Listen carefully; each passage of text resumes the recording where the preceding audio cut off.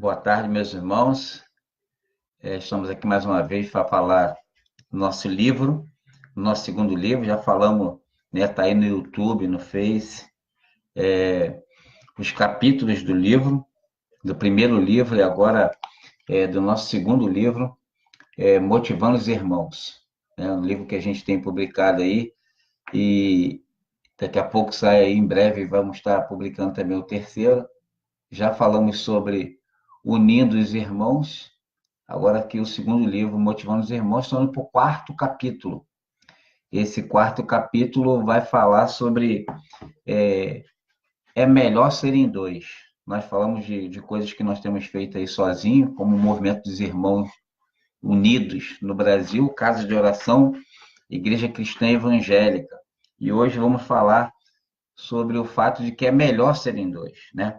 O que acontece? Nesses 140 anos de movimento dos irmãos no Brasil, não só por esse motivo, mas principalmente pelo fato, né, o que muitos defendem, pelo fato da igreja ser autônoma, né, a autonomia das igrejas sempre existiu desde sua criação, e é muito bom isso é importantíssimo para o bom andamento das nossas casas de oração, mas nós andamos bastante de maneira local, né? Eu já tenho falado sobre isso no livro Unindo os Irmãos, a questão de trabalhar sozinho, de andar sozinho, de fazer reuniões anuais, mas reuniões que são para simplesmente para tomar conhecimento de tópicos, comunhão dos irmãos, rever os irmãos, nada estratégico específico para tratar de um assunto de forma que não seja local, uma forma assim vislumbrando um pouco a questão regional, a questão municipal, estadual, nacional e muito menos internacional. Então, a gente tem andado muito que sozinho, né? Muito que autônomo, muito que local.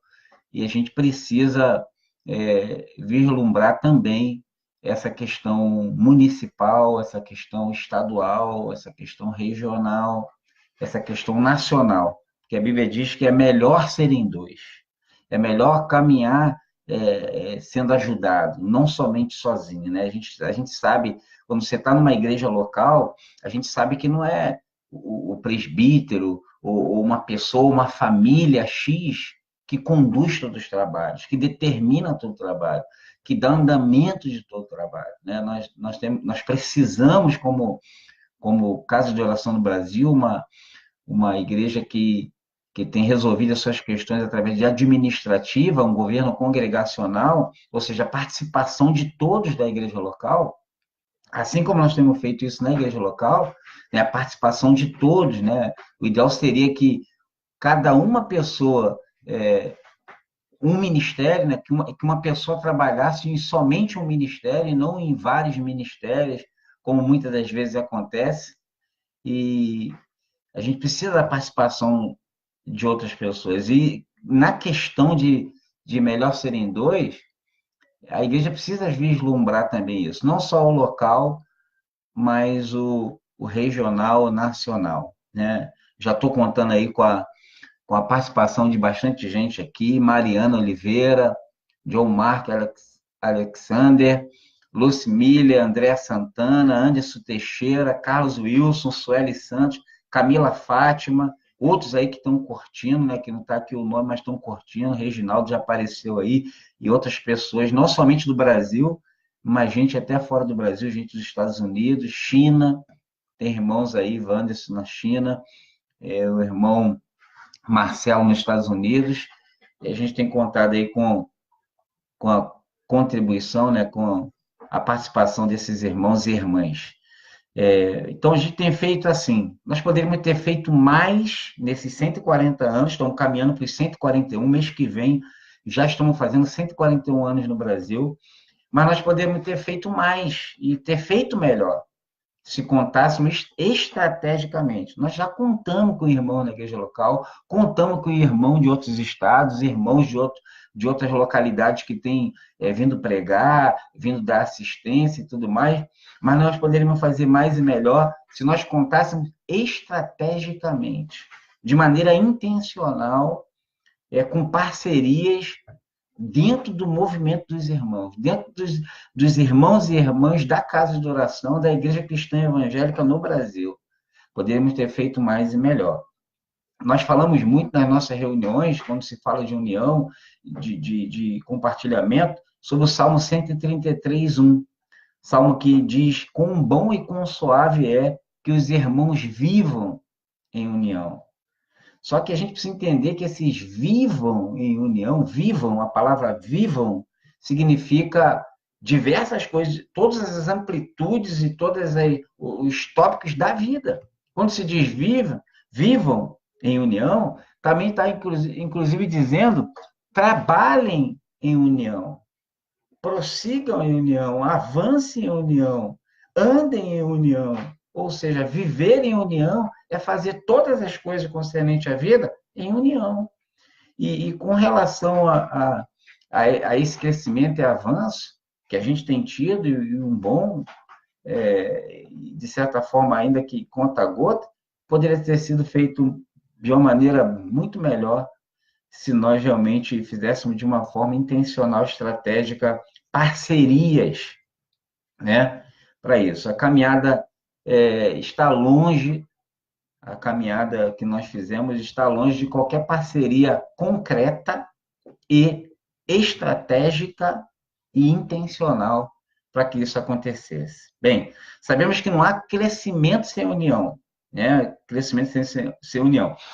A própria Bíblia diz lá no comecinho, no Gênesis, lá, disse o Senhor, eles são um e têm uma só língua, um só parecer, uma só vontade, um só destino, uma só direção. Gênesis capítulo 11, versículo 6. Em breve, né? Vão começar a construir essa torre e em breve, olha o que Deus diz, nada poderá impedir o que eles planejam fazer. Nada poderá impedir. É Deus dizendo. Assim diz o Senhor, Gênesis 11, 6. Nada vai impedir eles de fazer o que eles estão planejando fazer. Por quê?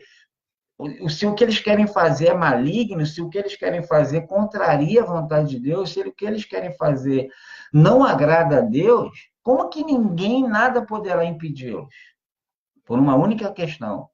Eles estão juntos, caminham juntos, né? O povo é um só povo, fala uma só língua, andando por uma só direção, planejando fazer a mesma coisa, nada poderá detê-los, porque eles são um. E essa é a vontade do Novo Testamento, que sejamos um, como o Filho e o Pai são um.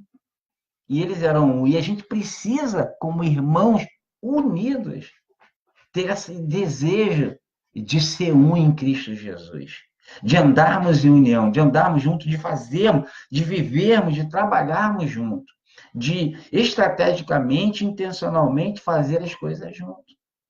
E nesses 140 anos, a gente, talvez por causa da autonomia, por causa desse Brasilzão grandão, né, com 5 regiões, um país continental, tomando quase toda a América do Sul inteira, um país de mais de 8 mil de quilômetros aí de costa, fronteira com diversos países. Então, essa distância entre nós, né, causou esse problema aí de crescimento a conta-gota, de muita coisa autônoma. Assim como a gente sabe que para ter união temos que andar junto, Amós capítulo 3, versículo 3, pergunta: 2 pessoas, ou quantas forem, 2 ou 3 reunidos, localidades andarão juntas, se não estiverem elas de acordo? Andarão 2 pessoas juntas se não houver entre eles acordo? É necessário acordo, é necessário sentar olho no olho, é necessário diálogo, é necessário não sentar nas igrejas ou nas reuniões, um olhando a nuca do outro, mas olho no olho, principalmente liderança, presbíteros, de municípios, presbíteros de estados, presbíteros de regiões Sudeste, Centro-Oeste, Nordeste, presbíteros do Brasil, sentar olho no olho e dialogar para que possamos unir forças e façamos uns 140 anos aí para frente, se o Senhor permitir, de uma maneira muito mais relevante e impactante, não para o povo, não somente para o reino, mas principalmente para nós mesmos, para a consciência limpa de um trabalho bem feito e feito da melhor forma possível. Está mais do que comprovado biblicamente e secularmente também, que andamos mais rápido e vamos mais longe quando temos parceiros na caminhada. Quando a gente tem parceiros, a gente caminha mais rápido, a gente caminha mais longe, a gente faz melhor a caminhada quando temos parceiros. Isso é comprovado biblicamente e academicamente. O próprio Jesus, quando veio, ele poderia, em 3 anos que ele trabalhou, muitas das coisas ele fez ali, se você pensasse, quem fez? Os discípulos não puderam fazer. Aí Jesus vinha, homens de pequena fé, até quando vou ter convosco? E aí Jesus fazia. Se a gente for analisar, muita coisa saiu das próprias mãos de Jesus. Porque ele podia fazer sozinho o que os homens não podiam fazer, mas ele não fez sozinho. Deus poderia fazer sozinho, mas Deus não tem feito as coisas sozinho. Deus, que é onipotente, onisciente, onipresente, resolveu escolher homens e mulheres para estar trabalhando com ele. Enviou Jesus, seu Filho amado, para morrer, para nos redimir, para nos comprar, para nos salvar dos pecados. Porque Deus não age sozinho. O próprio Jesus escolheu 12 para trabalhar com ele. Havia uma multidão seguindo Jesus, mas intencionalmente, estrategicamente, Jesus escolheu 12. Inclusive, quando ele chama Pedro, quando ele vai chamar Pedro, a Bíblia diz ali na pesca, ali no início, em Lucas, capítulo 5, quando ele vai chamar Pedro, que entra no barco de Pedro, diz a Bíblia, no primeiro versículo ali, que havia uma multidão que apertava Jesus. Havia uma multidão seguindo Jesus. Mas ele não escolheu da multidão. Estrategicamente, seletivamente, intencionalmente, ele escolheu Pedro. E depois Tiago e João ali. Mas já havia uma multidão com ele. Já havia gente para ser selecionada. Mas a intenção de Jesus foi outra. Então, precisamos de estratégia, de intenção, de seleção, de saber o que dá certo, como dá certo, para mais 140 anos aí. Então, Jesus escolheu 12 discípulos para levar para frente o seu ministério, que ele poderia conduzir sozinho. E ainda assim não seria sozinho, porque uma multidão já andava com ele. Mas ele escolheu 12. Tanto na parceria, como na aliança entre duas partes, ambas saem ganhando. Eclesiastes já diz isso no capítulo 4 de Eclesiastes, versículo 9. Melhor é serem 2 do que 1. Por quê? Porque tem melhor paga, tem melhor resultado no seu trabalho. É melhor serem 2. Ninguém faz nada sozinho. Já dizia o homem aí que tem escrito sobre liderança, John C. Maxwell. John C. Maxwell tem dito aí, um dos grandes escritores sobre liderança, ninguém faz nada sozinho. Ninguém faz nada só. Todos os homens de Deus, mulheres de Deus, foram separados por Deus. Sempre tiveram uma equipe trabalhando junto. Sempre teve um conjunto de pessoas. Paulo, em cada carta de Paulo reserva o último capítulo para agradecer a tantos nomes de pessoas, homens e mulheres, que o ajudaram na caminhada. Porque ninguém faz nada sozinho. Uma igreja não vai andar sozinha. A igreja local tem condições? Tem. Já dizia, o doutor Jair Gonçalves já dizia, ele crê, e nós cremos que a igreja local tem uma quantidade de pessoas, de irmãos e irmãs, e a igreja local tem capacidade de andar sozinha, tem capacidade de se manter sozinha, tem capacidade de fazer a obra de Deus sozinha, porque a igreja local não é uma igreja fraca. por menor que ela seja, não é uma igreja fraca, é uma igreja revestida de autoridade do Senhor, da palavra de Deus e de um corpo que tem como cabeça Jesus. Então, não é uma igreja fraca, mas isso não quer dizer que ela não possa fazer mais e melhor, juntando igrejas potencialmente, andando junto, resolvendo os problemas da sociedade, do município, do estado, da região, juntos, com mais força. Não quer dizer que se trabalhar junto está dizendo que a igreja local é fraca, não, pelo contrário, a igreja local é forte. Só que você imagine unir toda essa força que eu tenho falado nos meus livros, nos meus capítulos. Vai mais longe e vai mais rápido e vai fazer melhor. Vamos ver algum exemplo de alianças na Bíblia? Por exemplo, ó, Deus falou com Abraão, Deus chama Abraão, né? E prometeu abençoá-lo e torná-lo bênção para as famílias da terra. Deus tocou o coração de Abraão antes de pedir a mão dele.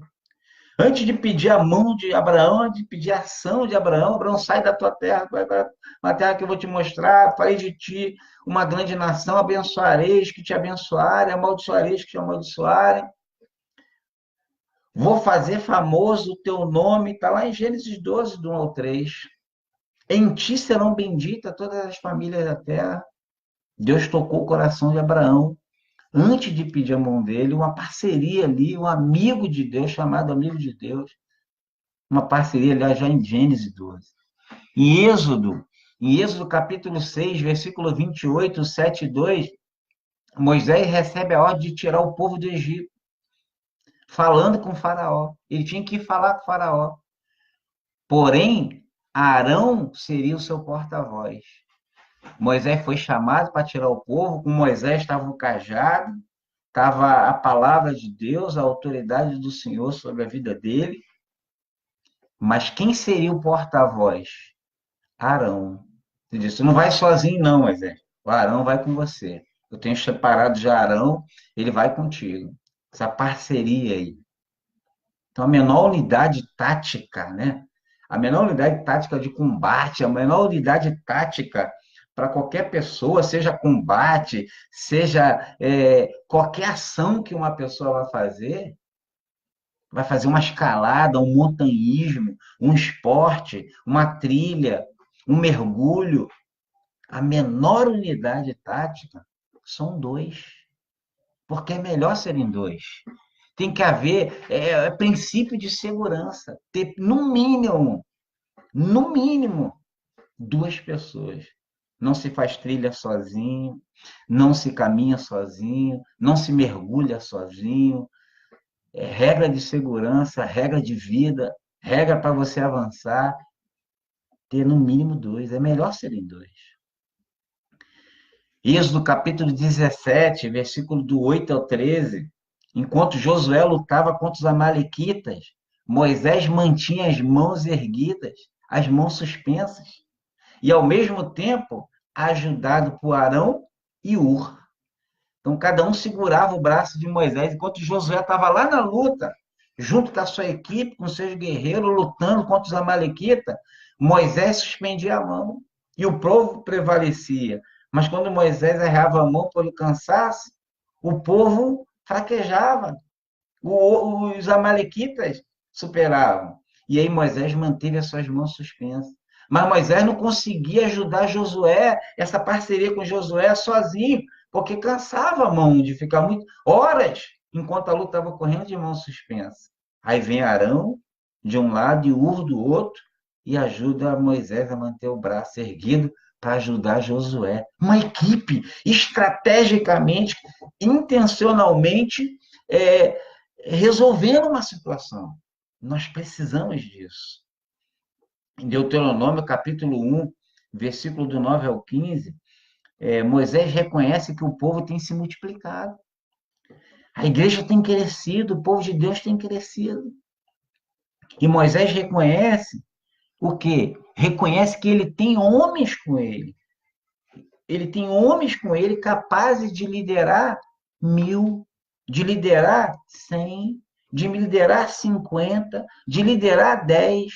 Nem todo mundo pode liderar 1000, mas pode liderar 100. Nem todo mundo pode liderar 100, mas lidera 50. Nem todo mundo pode liderar 50, lidera 10. E lidera 4.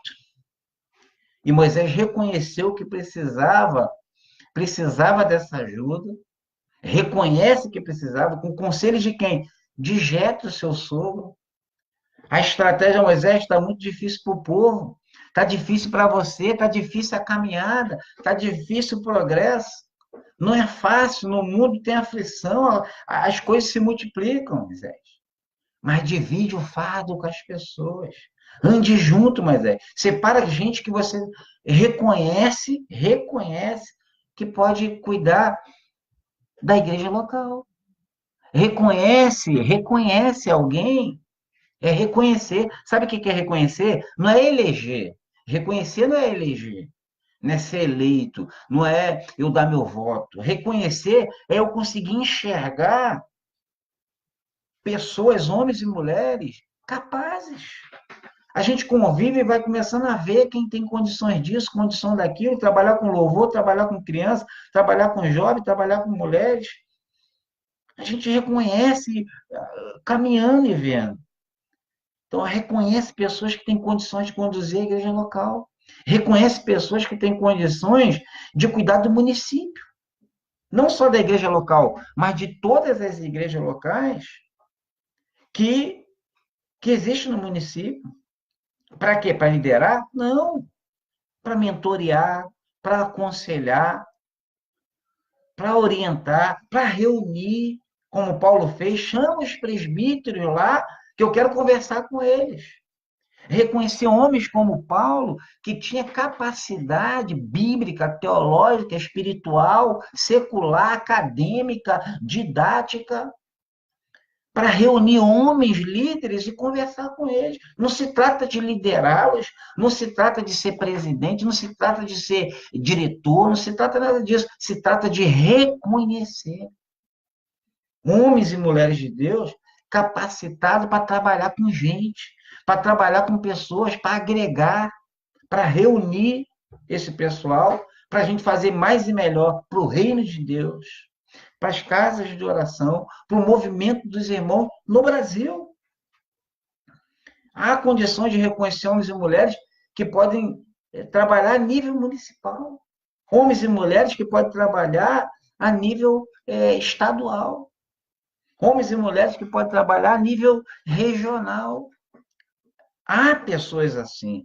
Eu tenho escrito no meu livro, primeiro livro, segundo, 2, 3 folhas, sobre o potencial humano que existe na casa de oração. Homens tremendos, que eu não pensaria 2 vezes se eu tivesse condições de pagar um programa de televisão para esses homens estarem na televisão falando, ajudando o reino de Deus. Homens com um gabarito tremendo, condição tremenda de falar para qualquer um no Brasil, na América Latina, na América do Norte e em qualquer lugar do mundo. Homens com capacidade, a gente reconhece isso. Então, Deuteronômio capítulo 1, versículo do 9 ao 15, Moisés reconhece essa situação, que tem gente, homens e mulheres, para estar ajudando na caminhada. É melhor serem 2. Davi, além de não fugir sozinho da ira de Saul, quando Davi teve que fugir da ira de Saul, ele ainda tinha Jonatas como seu parceiro, um aliado. Jonatas, filho de Saul, era seu aliado, pela qual sabia de todos os planos do rei inimigo.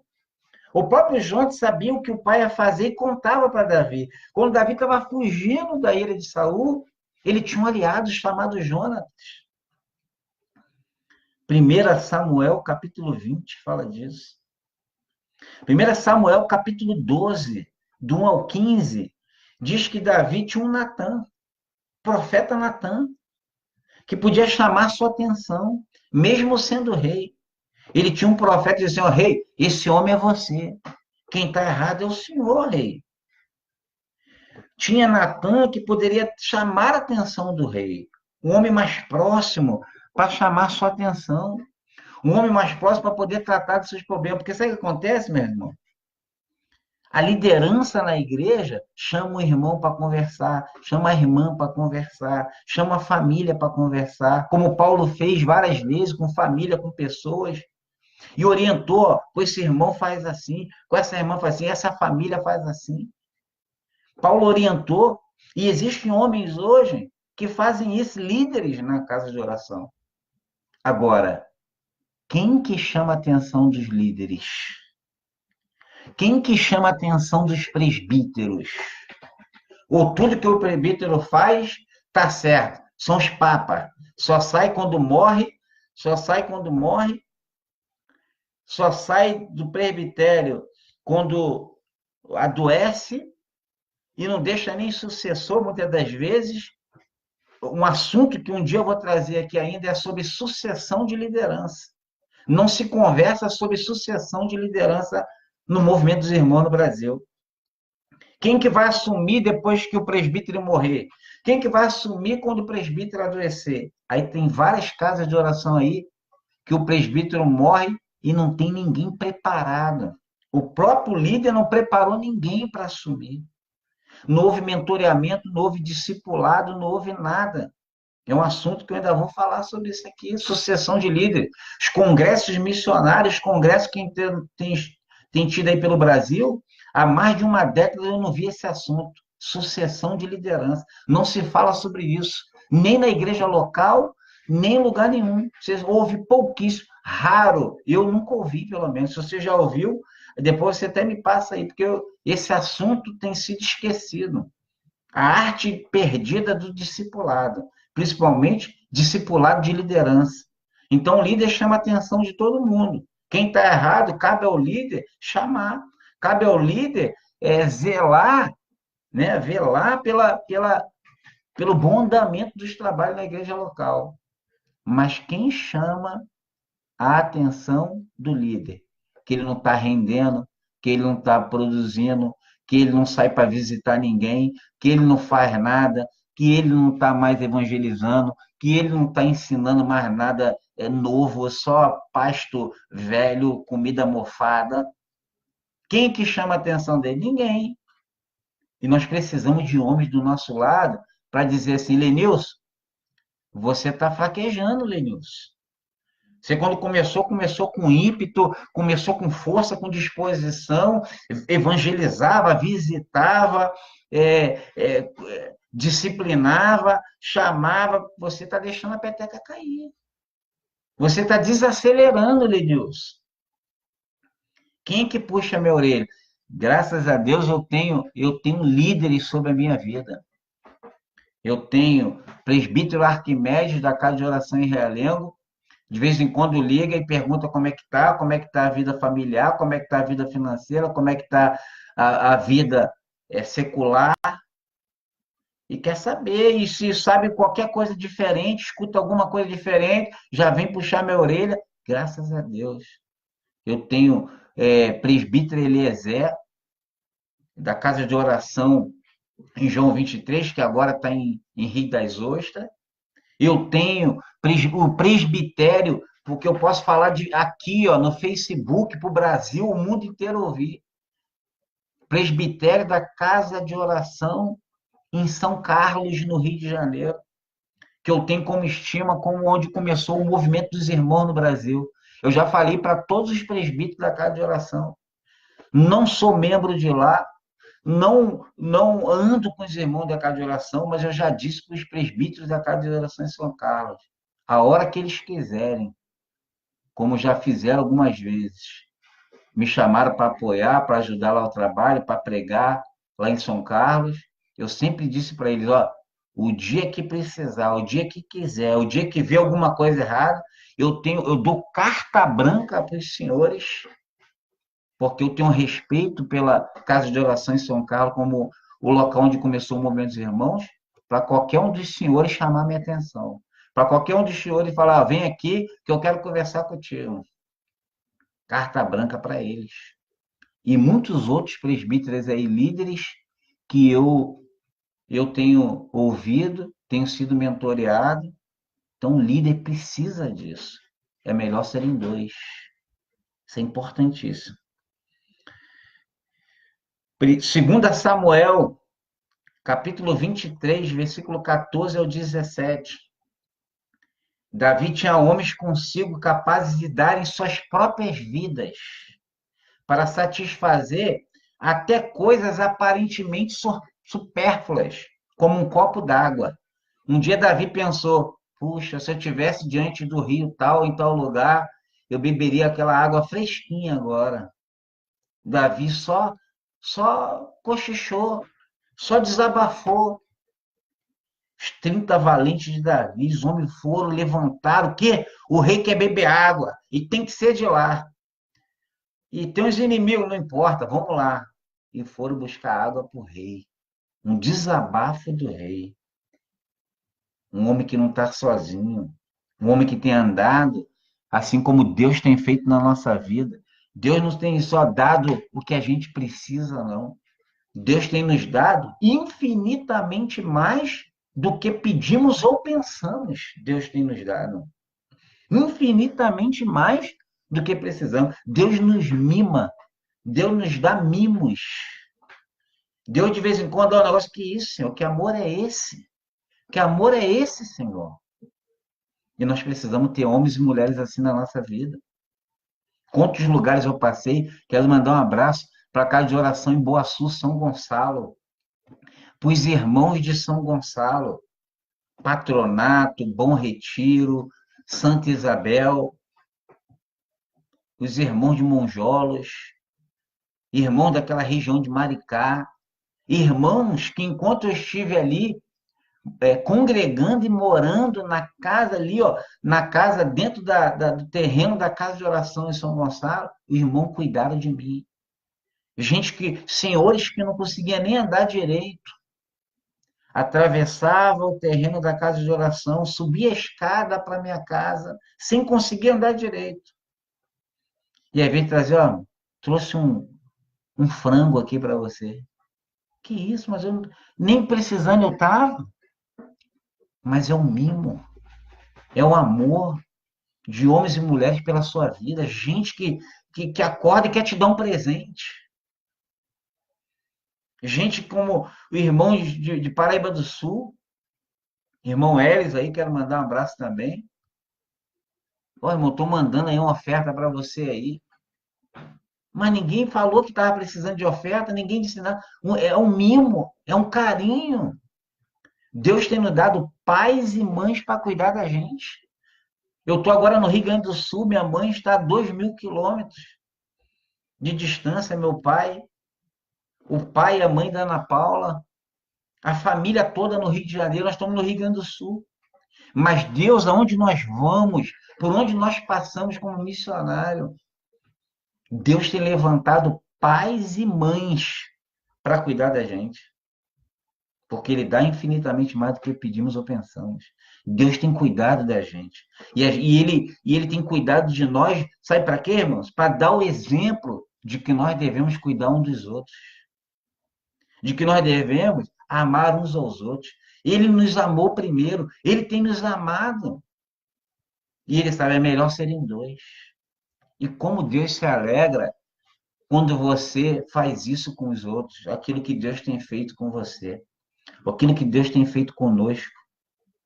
Prazer em abençoar, prazer em estar junto, prazer em viver em comunhão, prazer em ser um como Jesus é um.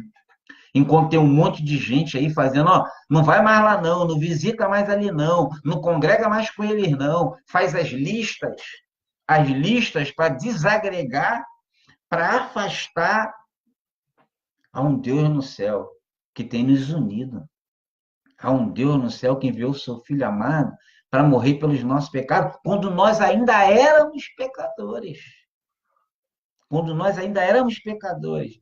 E morreu por nós, para que nós pudéssemos ser feitos um com Ele. Para que nós pudéssemos amar um ao outro, retribuir tudo que Ele tem feito para cada um de nós. É melhor serem dois. Davi tinha esses homens com ele. E aí a vida mostra, a Bíblia mostra que a gente precisa andar assim. Esdras, capítulo 1, versículo do 1 ao 11. O rei Ciro foi capaz de ligar-se com o povo de Deus, o rei ímpio, o rei Ciro, valorizando o que era mais importante para o povo de Deus. Ele deixa o povo ir. Olha, o rei, né? Sem falar, quantas vezes falar, o Neemias, o rei deixou Neemias ir. O rei olhou, o rei ímpio olhou para o servo de Deus e disse: Por que você está triste? Ah, porque meus pais e meus irmãos estão em completa miséria em Jerusalém, cidade destruída, tudo destruído. Os irmãos estão vendo mal. Eu estou comendo do bom e do melhor aqui. Estou vivendo bem aqui com o senhor, rei. Mas os meus irmãos, os meus pais, a cidade dos meus pais, está padecendo necessidade. Eu não tenho como ficar alegre. E o rei fala, então pode ir. O rei fez isso com Mardoqueu, o rei fez isso com Esté, reis ímpios, que entenderam, empresas ímpias, que têm entendido do trabalho de equipe, do trabalho de gente diferente, ser multicultural, múltiplas habilidades, gente diferente. As empresas entenderam isso, gente diferente trabalhar junto. Não tem que ser igual para trabalhar junto, não. Que bom que sejam diferentes, porque um gosta de louvor, outro gosta de criança, outro gosta de música, outro gosta de jovem, e o trabalho todo é feito de forma completa em todas as áreas. As empresas ímpias têm entendido isso. Pega o cara do Japão, o cara da Etiópia, o cara de Moçambique, o cara dos Estados Unidos, o cara da Finlândia, da Dinamarca, do Uruguai, do Paraguai, bota todo mundo para trabalhar junto. Por quê? Experiências diferentes, vivências diferentes vão gerar maior rendimento, produtividade, vamos caminhar mais longe e melhor. E às vezes a igreja está dizendo, não, é diferente, que esteja bem longe da gente. Ah, lá eles não usam véu, então fica longe da gente. Lá eles não cantam hinos e cânticos, fica longe da gente. Lá não tem administrativa, fica longe da gente. Lá não é identidade, o uniforme que a gente tem, fica longe da gente. E as empresas estão entendendo, ó, gente diferente, pega gente diferente que a produtividade aumenta. E a gente assim, que é diferente, então cada um vai para o seu lado, cada um faz o seu trabalho do jeito que quiser, sozinho. Mas é melhor serem dois.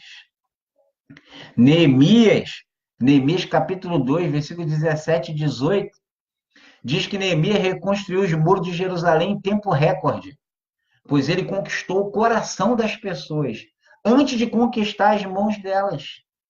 Neemias conquistou o coração das pessoas. Botou o cara para defender a casa dele e a família dele. O cara defendendo a casa dele, a família dele, mas ele estava defendendo um pedaço do muro, reconstruindo um pedaço do muro, que ao mesmo tempo em que ele trabalhava o local da casa dele, de frente para a casa dele, para sua família, ele trabalhava para um todo. O BNCC, que são as bases, a base nacional do currículo comum, de um comum currículo do MEC, da Educação, Ministério da Educação e Cultura, trata desses assuntos. De você trabalhar uma parte, mas você olhar para o todo.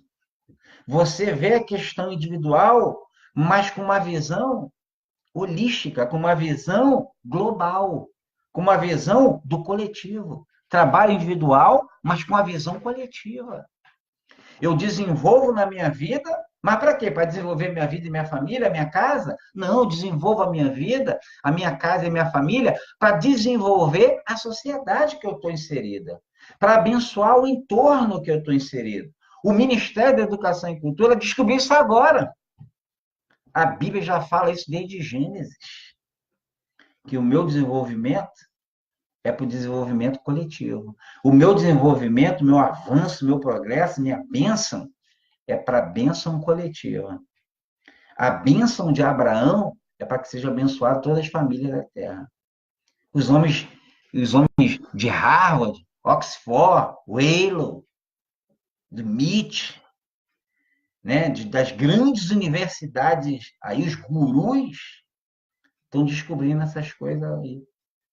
E a Bíblia já fala um montão de tempo. E eles estão praticando, descobrindo e praticando. A gente já sabe isso desde Gênesis, mas está fazendo lista para afastar, lista para desagregar, lista para dividir, lista para se afastar.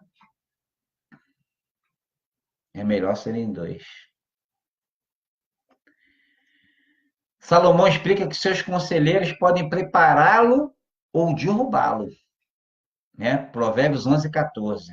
Empenhe-se para ter pessoas criativas, pessoas leais, pessoas que compartilham a sua visão, pessoas sábias, pessoas inteligentes, pessoas com talentos que se completam, pessoas com influência, pessoas de fé e pessoas, principalmente, pessoas íntegras.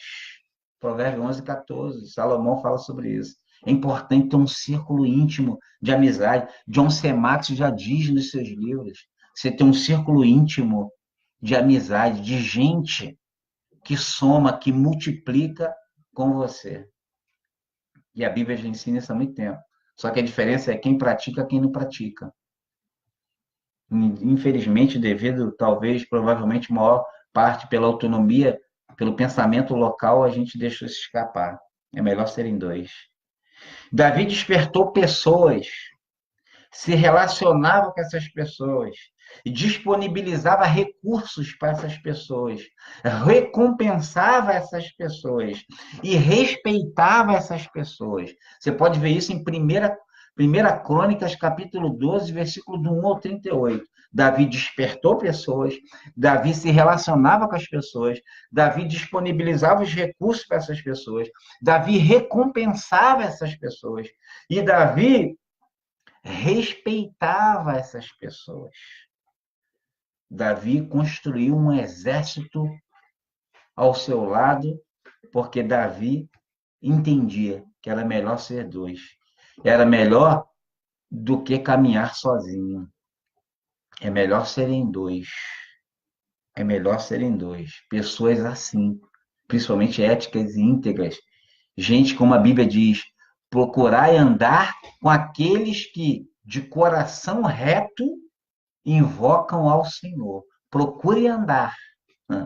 Não é só coração reto que está no versículo, não. Não é só quem invoca ao Senhor que está no versículo, não. O versículo inteiro você tem que analisar palavra por palavra. A Bíblia começa dizendo: procure andar. Sabe o que ela está dizendo? Não anda sozinho, não. Procura andar. Paulo disse para Timóteo: procura homens fiéis. Para que esses homens fiéis, você ande com eles, se relacione com eles, transmita a palavra para eles, para que eles passem para outros. Andar junto, andar em companhia. Essas e muitas outras alianças. Poderia ficar aqui citando, mas o vídeo é longo. Dizem que tem que fazer vídeo curto, que ninguém aguenta mais ficar assistindo um tempão vídeo, ficar um tempão em vídeo, aí você escreve, o cara não lê o livro porque não tem tempo para ler livro. Aí também não quer escutar pregação, não quer escutar estudo, não quer escutar explanação, que é muito longo. Tem que falar rápido. Então, poderia citar aqui muitas outras alianças que deixam claro os benefícios de termos verdadeiros amigos, que mutuamente andam, trabalham, e última palavra para terminar aqui, defendem-se. Essa é a parte principal. Essas alianças deixam claro que há benefícios de termos verdadeiros amigos, que mutuamente, um ao outro, interdependência, não é dependência nem independência, é interdependência, andam, trabalham, e agora a palavra final, defendem-se. Gente que te defende. Gente que quando diz assim, ó, Lenilson está falando besteira ali no Face. Não, Lenilson não. Lenilson, eu conheço o Lenilson. Lenilson pode ser isso, pode ser aquilo, mas isso aí Lenilson não faz. Eu conheço o Lenilson. Eu converso com o Lenilson, eu ando com o Lenilson. Eu falo com o Lenilson. Eu como sal com o Lenilson. Lenilson não. Você está equivocado. Gente que se defende. Gente que quando alguém levanta qualquer fagulha, apaga logo.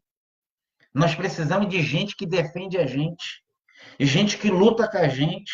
Gente que investe na gente. E o que eu estou vendo aí é gente que faz lista para falar mal dos outros. Lista para poder denegrir os outros. Lista para ofuscar os outros. Gente que nem conhece, nem anda, nem sabe quem é, mas está falando mal dos outros. O cara está no Rio Grande do Sul, está falando mal do cara que está lá em Roraima, no Amapá, no Amazonas. Nós precisamos de gente que defende a gente. Gente que anda com a gente, que conhece a gente. E aí fica aí essa meditação para você, como última interrogação para você. Tem falado aqui que é melhor serem dois. Mas o que nós temos feito nesses 140 anos de Movimentos Irmãos? O que nós temos mais feito? Temos nos defendido como casa de oração, temos nos defendido como igreja cristã evangélica, temos nos defendido como movimento dos irmãos no Brasil, ou nós temos mais nos atacado? Nós temos mais falado contra o outro. O que a gente tem feito mais? Defendido um ao outro, defendido a casa, porque uma casa contra ela mesma não subsiste. Temos defendido o movimento, temos defendido um ao outro, ou temos falado mal dos outros? Meus livros, você pode pegar aí o primeiro livro, o segundo livro, que ele está aí recheado de gente que eu tenho falado do potencial que elas são, homens e mulheres. Não vale a pena porque é melhor serem dois. E é por isso que o próximo vídeo que vai ter aqui, o próximo capítulo do meu livro, fala sobre relacionamento, o melhor investimento. Esse é o título. Não perca aí o próximo vídeo. Relacionamento, o seu melhor investimento. Quer investir alguma coisa nessa vida? Invista em relacionamento. Com Deus em primeiro lugar. E relacionamento com as pessoas. Que Deus abençoe. Fique com Deus. Obrigado à companhia aí. Aqueles que não puderam assistir agora, assista aí depois. Curta, compartilhe. Também no YouTube. Deus abençoe cada um de nós. Excelente final de semana para todos.